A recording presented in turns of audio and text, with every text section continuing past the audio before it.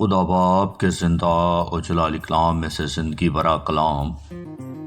رسولوں کے اعمال اس کا 27 باب 1 سے 44 آیت مبارکہ تک۔ جب جہاز پر اطالیہ کو ہمارا جانا ٹھہر گیا تو انہوں نے پالوس اور بعض اور قیدیوں کو شہنشاہی پلٹن کے ایک صوبیدار یولیس نام کے حوالے کیا، اور ہم ادرمتینیم کے ایک جہاز پر جو آسیا کے کنارے کی بندرگاہوں میں جانے کو تھا سوار ہو کر روانہ ہوئے، اور تھسلنیکیوں کے استرخس مقدانی ہمارے ساتھ تھا۔ دوسرے دن صدا میں جہاز ٹھہرا اور یولیس نے پالوس پر مہربانی کر کے دوستوں کے پاس جانے کی اجازت دی تاکہ اس کی خاطرداری ہو۔ وہاں سے ہم روانہ ہوئے اور کپرس کی آڑ میں ہو کر چلے، اس لیے کہ ہوا مخالف تھی۔ پھر ہم کلکیا اور پمفلیا کے سمندر سے گزر کر لوکیا کے شہر مورا میں اترے۔ وہاں صوبیدار کو اسکندریہ کا ایک جہاز اطالیہ کو جاتا ہوا ملا، بس ہم کو اس میں بٹھا دیا، اور ہم بہت دنوں تک آہستہ آہستہ چل کر جب مشکل سے کندس کے سامنے پہنچے تو اس لیے کہ ہوا ہم کو آگے بڑھنے نہ دیتی تھی، سلمونیا کے سامنے سے ہو کر کریتے کی آڑ میں چلے، اور بمشکل اس کے کنارے کنارے چل کر حسین بندر نام ایک مقام پر پہنچے جس سے لسیا شہر نزدیک تھا۔ جب بہت عرصہ گزر گیا اور جہاز کا سفر اس لیے خطرناک ہو گیا کہ روزے کا دن گزر چکا تھا تو پالوس نے انہیں یہ کہہ کر نصیحت کی کہ اے صاحبو، مجھے معلوم ہوتا ہے کہ اس سفر میں تکلیف اور بہت نقصان ہوگا، نہ صرف مال اور جہاز کا بلکہ ہماری جانوں کا بھی، مگر صوبیدار نے نہ خدا اور جہاز کے مالک کی باتوں پر پالوس کی باتوں سے زیادہ لحاظ کیا، اور چونکہ وہ بندر جاڑوں میں رہنے کے لیے اچھا نہ تھا اس لیے اکثر لوگوں کی صلاح ٹھہری کہ وہاں سے روانہ ہوں، اور اگر ہو سکے تو فینکس میں پہنچ کر جاڑا کاٹیں۔ وہ کرید کا ایک بندر ہے جس کا رخ شمال مشرق اور جنوب مشرق کو ہے۔ جب کچھ دکھنا ہوا چلنے لگی تو انہوں نے یہ سمجھ کر کہ ہمارا مطلب حاصل ہو گیا لنگر اٹھایا اور کرید کے کنارے کے قریب چلے، لیکن تھوڑی دیر بعد ایک بڑی طوفانی ہوا یہ یوکلون کہلاتی ہے کرید پر سے جہاز پر آئی، اور جب جہاز ہوا کے قابو میں آ گیا اور اس کا سامنا نہ کر سکا تو ہم نے لاچار ہو کر اس کو بہنے دیا،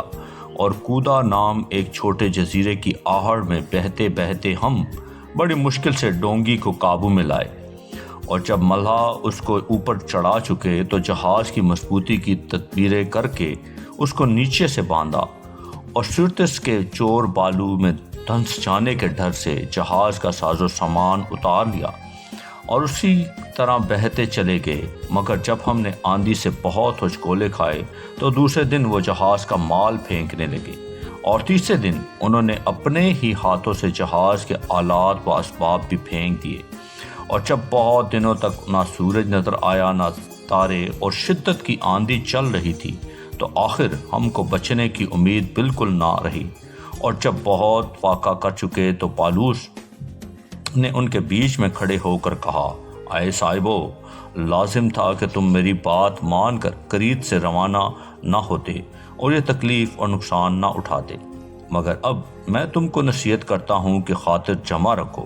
کیونکہ تم میں سے کسی کی جان کا نقصان نہ ہوگا مگر جہاز کا، کیونکہ خدا جس کا میں ہوں اور جس کی عبادت بھی کرتا ہوں اس کے فرشتہ نے اسی رات کو میرے پاس آ کر کہا، اے پالوس، نہ ڈر، ضرور ہے کہ تو کیسر کے سامنے حاضر ہو، اور دیکھ جتنے لوگ تیرے ساتھ جہاز میں سوار ہیں ان سب کی خدا نے تیری خاطر جان بخشی کی، اس لیے اے صاحبو خاطر جمع رکھو، کیونکہ میں خدا کا یقین کرتا ہوں جیسا مجھ سے کہا گیا ہے ویسا ہی ہوگا، لیکن یہ ضرور ہے کہ ہم کسی ٹاپو پر جا پڑیں۔ جب 14ویں رات ہوئی اور ہم بحر ادریا میں ٹکراتے پھرتے تھے تو آدھی رات کے قریب ملاحوں نے اٹکل سے معلوم کیا کہ کسی ملک کے نزدیک پہنچ گئے، اور پانی کی تھا لے کر 20 پرسہ پایا، اور تھوڑا آگے بڑھ کر اور پھر تھا لے کر 15 پرسہ پایا، اور اس ڈر سے کہ مبادا چٹانوں میں جا پڑے جہاز کے پیچھے سے 4 لنگر ڈالے اور صبح ہونے کے لیے دعا کرتے رہے، اور جب ملاحوں نے چاہا کہ جہاز پر سے بھاگ جائیں اور اس بہانے سے گلی سے لنگر ڈالیں، ڈونگی کو سمندر میں اتارا، تو پالوس نے صوبیدار اور سپاہیوں سے کہا کہ اگر یہ جہاز پر نہ رہیں گے تو تم نہیں بچ سکتے۔ اس پر سپاہیوں نے ڈونگی کی رسیاں کاٹ کر اسے چھوڑ دیا، اور جب دل نکلنے کو ہوا تو پالوس نے سب کی منت کی کہ کھانا کھا لو، اور کہا کہ تم کو انتظار کرتے کرتے اور فاقہ کھینچتے کھینچتے آج 14 دن ہو گئے اور تم نے کچھ نہیں کھایا، اس لیے تمہاری منت کرتا ہوں کہ کھانا کھا لو، کیونکہ اس پر تمہاری بہتری موقوف ہے، اور تم میں سے کسی کے سر کا ایک بال بھی کا نہ ہوگا۔ یہ کہہ کر اس نے روٹی لی اور ان سب کے سامنے خدا کا شکر کیا اور توڑ کر کھانے لگا۔ پھر ان سب کی خاطر جمع ہوئی اور آپ بھی کھانا کھانے لگے، اور ہم سب مل کر جہاز میں 276 آدمی تھے۔ جب وہ کھا کر سیر ہوئے تو گھیوں کو سمندر میں پھینک کر جہاز کو ہلکا کرنے لگے۔ جب دن نکل آیا تو انہوں نے اس ملک کو نہ پہچانا، مگر ایک کھاڑی دیکھی جس کا کنارہ صاف تھا، اور صلاح کی کہ اگر ہو سکے تو جہاز کو اس پر چڑھا لیں۔ بس لنگر کھول کر سمندر میں چھوڑ دیے اور پتواروں کی برسیاں کھول دیں، اور اگلا پال ہوا کے رخ پر چڑھا کر اس کنارے کی طرف چلے، لیکن ایک ایسی جگہ جا پڑے جس کے دونوں طرف سمندر کا زور تھا، اور جہاز زمین پر ٹک گیا۔ بس گلی تو دکا کھا کر پھنس گئی، مگر دمبالا لہروں کے زور سے ٹوٹنے لگا، اور سپاہیوں کی یہ صلاح تھی کہ قیدیوں کو مار ڈالیں کہ ایسا نہ ہو کہ کوئی تہر کر بھاگ جائے، لیکن صوبیدار نے پالوس کو بچانے کی غرض سے ان کو اس ارادے سے باز رکھا اور حکم دیا کہ جو تیر سکتے ہیں پہلے کود کر کنارے پر چلے جائیں، اور باقی لوگ بعض تختوں پر اور بعض جہاز کی اور چیزوں کے سہارے سے چلے جائیں، اور اسی طرح سب کے سب خشکی پر سلامت پہنچ گئے۔ آمین۔ پاکلام کے پڑھے اور سننے جان پر خدا ان کی برکت ہو، خدا ان کا شکر ہو۔ آمین۔ اس زندہ اور جلالی کلام کو زیادہ سے زیادہ شیئر کریں تاکہ لوگ سن کر برکت پائیں۔ آمین۔